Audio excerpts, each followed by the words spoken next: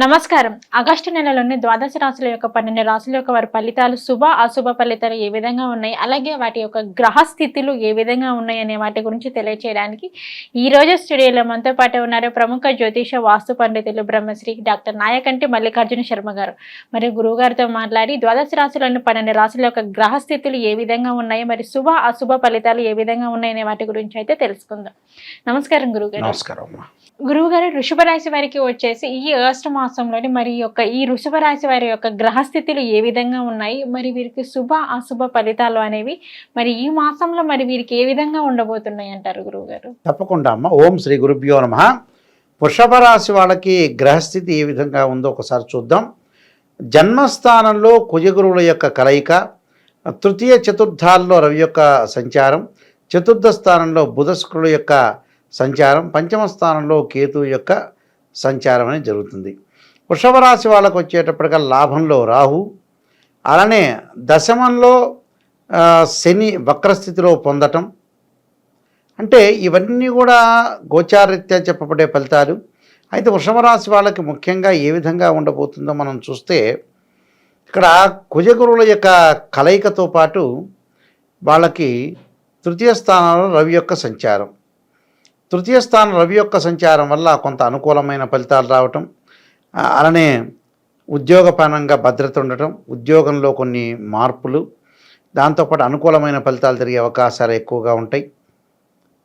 అంటే ఆదాయపరంగా ఆర్థిక పరంగా ఆదాయం అనేది బాగా పెరగటం, వ్యాపారంలో కొన్ని మార్పులు జరిగే అవకాశాలు ఎక్కువగా ఉంటాయి. అలానే వాహన ప్రాప్తి, అలానే వీళ్ళకు వచ్చేటప్పటికల్లా అందరి వల్ల ఆనందం, మానసిక ఉల్లాసం, శారీరక సుఖం వచ్చే అవకాశాలు ఎక్కువగా ఉంటాయి. దీంతోపాటు చతుర్థ స్థానంలో బుధుడి యొక్క ఫలితం, అంటే చతుర్థ స్థానంలో బుధుడి వల్ల నూతన వ్యాపారాలు ప్రారంభం చేయొచ్చు. అలానే చతుర్థ స్థానంలో శుక్రుడి యొక్క ఫలితం వల్ల కూడా డబ్బులు వచ్చే అవకాశాలు ఎక్కువ ఉంటాయి. ఆర్థిక పరంగా ఆదాయం బాగా పెరగటం, ఇష్టసిద్ధి కార్యసిద్ధి లభించే అవకాశాలు బాగా ఎక్కువ ఉండటం, అలానే సంతాన సౌఖ్యము, మనోనిర్మలత, అలానే వివాహం కాని స్త్రీ పురుషులు ఎవరైతే ఉంటారో వాళ్ళందరికీ కూడా వివాహాలు జరిగే అవకాశాలు ఎక్కువగా ఉంటాం. అలానే సామాజిక స్థితిగతులు మారే అవకాశాలు, నిరుద్యోగులు కూడా ఉద్యోగాలు వచ్చే అవకాశాలు ఉంటాం.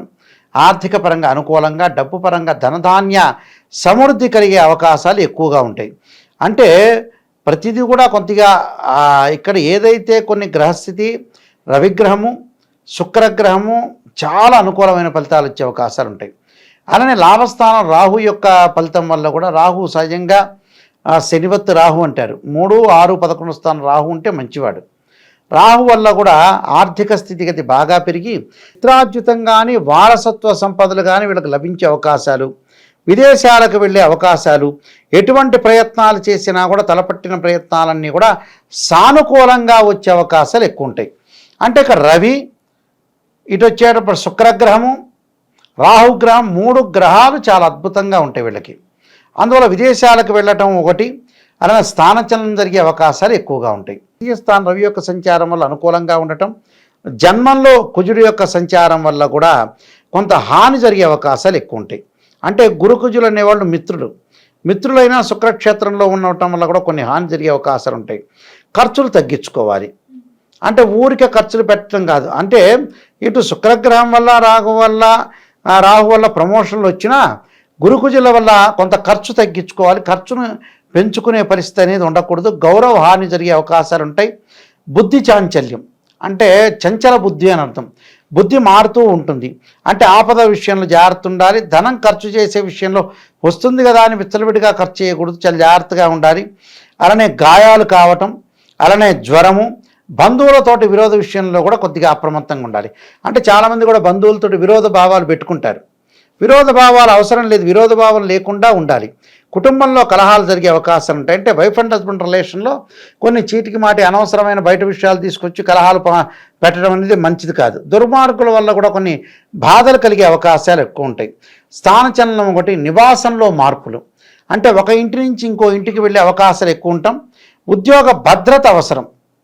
అలానే కార్యక్రమాలు జరుగుతాయి కానీ భార్యాభర్తల మధ్యలో కలహాలు లేకుండా మ్యూచువల్ అండర్స్టాండింగ్ అనేది చాలా ఇంపార్టెంట్ ఇక్కడ. అంటే ఇవన్నీ కూడా చాలా జాగ్రత్తగా ఆలోచించేసి ముందుకు వెళ్ళాలి. వ్యాపార పరంగా లాభాలు కలుగుతుంటాయి. సంతాన సౌఖ్యము, మనోనిర్మలత, మానసికంగా ఒత్తిడి, విద్యార్థులు పోటీ పరీక్షల్లో ఉత్తీర్ణత సాధించడానికి చాలా కష్టపడి కృషి చేయాల్సి వస్తుంటుంది. ఎందుకంటే గురుబలం అనేది తక్కువ ఉంటుంది కాబట్టి విద్యార్థుల ఏకాగ్రత అనేది చాలా అవసరం. వ్యాపకాలు తగ్గించుకొని ఏకాగ్రతకు ముందుకు వెళ్ళటం అనేది చాలా మంచిది. అంటే గౌరవ మర్యాదలు ఆసక్తి చూపిస్తారు కానీ విద్య పట్ల కొద్దిగా అనాలోచిత చర్యలు, అనవసరంగా ముందుకు వెళ్ళలేకపోవటాలు ఇలాంటి సంఘటనలు జరిగే అవకాశాలు ఉంటాయి కాబట్టి కొద్దిగా జాగ్రత్త పడి ముందుకు వెళ్ళాలి. అలానే వృత్తిపరంగా అంటే ఈ రాశి వాళ్ళకు వచ్చేటప్పటికల్లా దశమ స్థానంలో శని, అంటే నవమ స్థానం యొక్క ఫలితాలు పడతాయి. అంటే వక్రస్థితిలో ఉండటం వల్ల అంటే డబ్బును ఖర్చు పెట్టడంలో కానీ మితిమీరిన ఖర్చులు అనేవి పెట్టకుండా ఉండటం మంచిది. మితిమీరిన ఖర్చులు పెడితే కూడా కొన్ని ఇబ్బందులు కలిగే వాతావరణాలు ఎక్కువ వస్తాయి. కాబట్టి ఇప్పుడు దాన్ని కూడా కొంత ఆలోచన చేసి ఆరోగ్యపరంగా ఎట్టి పరిస్థితుల్లో కూడా ఇబ్బందులు లేకుండా, అలానే వివాహాలకు సంబంధించిన విషయాలు కొంత లేటు కాకుండా కొన్ని పరిహారాలు చేసుకొని ముందుకెళ్ళటం అనేది మంచిది. అయితే ఎటువంటి ప్రయత్నాలు చేసినా కూడా విద్యార్థులకు కొంత కాన్సన్ట్రేషన్ చేయాలి.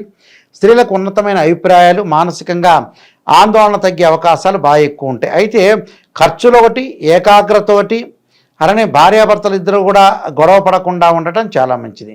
దానికి మనం ప్రత్యేకంగా కొన్ని పరిహారాలు చేసుకొని ముందుకెళ్తే మంచి జరిగే అవకాశాలు ఎక్కువ ఉంటాయి.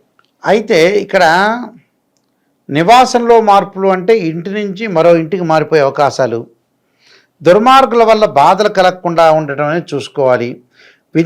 ఏ మార్గంలో అయినా కూడా ఆదాయం అనేది అన్వేషిస్తూ ఉంటారు.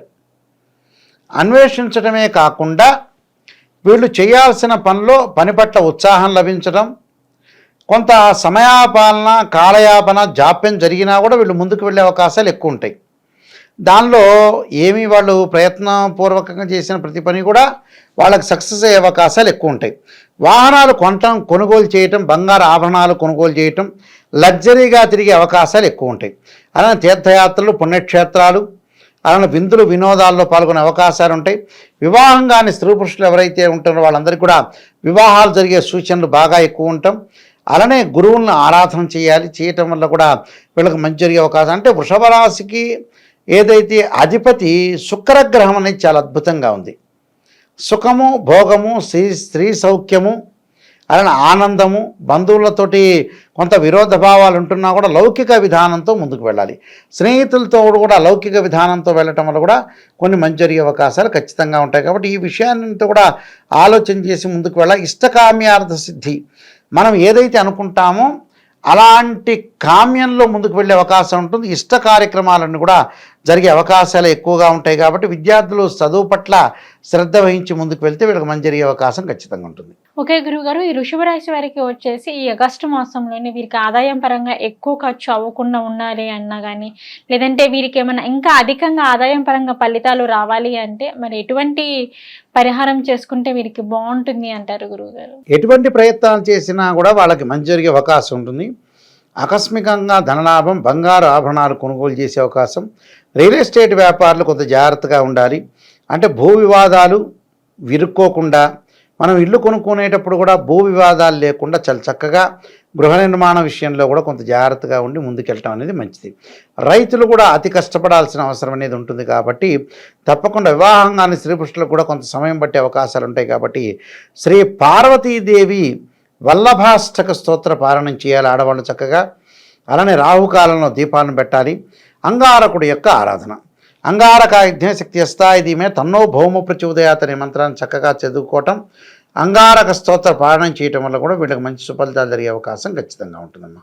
ఓకే గురుగారు, వృషభ రాశి వారికి వచ్చేసి ఆగస్టు మాసంలోని ఎటువంటి ఫలితాలు రాబోతున్నాయి, శుభ అశుభ ఫలితాల గురించి అయితే, మరి ఆదాయం కూడా వీరికి ఈ మాసంలో ఎలా ఉండబోతుంది అనే దాని గురించి అయితే మాకు తెలియజేశారు. ధన్యవాదాలు గురువుగారు. నమస్కారం.